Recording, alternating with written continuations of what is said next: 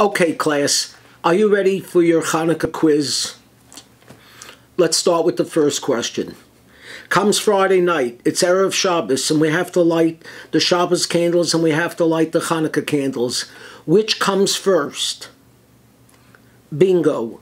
First we do the Chanukah candles. Why? Because if we first light the Shabbos candles, it's already Shabbos, and we can't light the Chanukah candles. That was the easy question. Question number 2, just as a side light. We're supposed to put the menorah at our doorpost. Now we don't do it like that, we put it at a window. But if you do it at the doorpost, which doorpost? The mezuzah you're supposed to put on the right. Where do you put the menorah? On the left. Why? Because we envelop the house with mitzvot. Question number 3. Can you use the light of the menorah for your personal needs? Can you use the Shabbos candle lights for your personal needs? No and yes. You can't use the light for the menorah to read by, but you certainly can use the Shabbos lights to enjoy a festive meal. Why the difference? Which leads us to question number 4. If you can only afford enough money to buy either oil for the Chanukah lamp or oil for the Shabbos lamp, which do you purchase? You ready? Shabbos. Which is surprising. Shabbos candles isn't mentioned any place. It's just a later addition. But you know why we light Shabbos candles? From a concept called Shalom Bayis, domestic tranquility.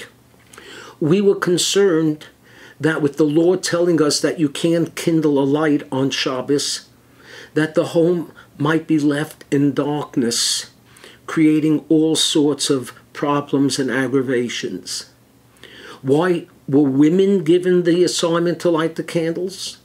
Because if it was dark, the man obviously would blame his wife. But the reality is, anybody can light the candles, but we want to have light, so there should be Shalom Bayis, peace in the house. You have no idea how important the concept this is. I'll give you 2 examples. One from a Sephardic great rabbi, one from an Ashkenazic great rabbi. The Sephardic great rabbi was Rav Ovadia Yosef. He was once asked the following question. A woman came to him. She had given birth to a boy. It was her and her husband's first child. The husband was making arrangements for a pidyon haben, redeeming the firstborn. What the husband didn't know is that before they were married, this woman had become pregnant from another man, and she had an abortion. So this was not going to be the first from her womb, and according to Jewish law, there shouldn't be a pidyon haben. She asked Rav Ovadia Yosef, should she tell her husband this? Remember, if he has the pidyon haben and recites a blessing when it shouldn't have been, it's taking God's name in vain. Rav Ovadia Yosef said, don't tell him.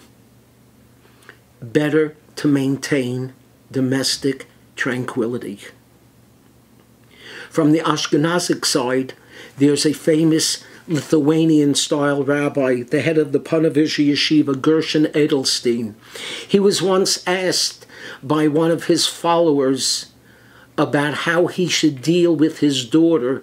His daughter was giving him all sorts of social problems and was not following the proper path. And he was very concerned about his daughter.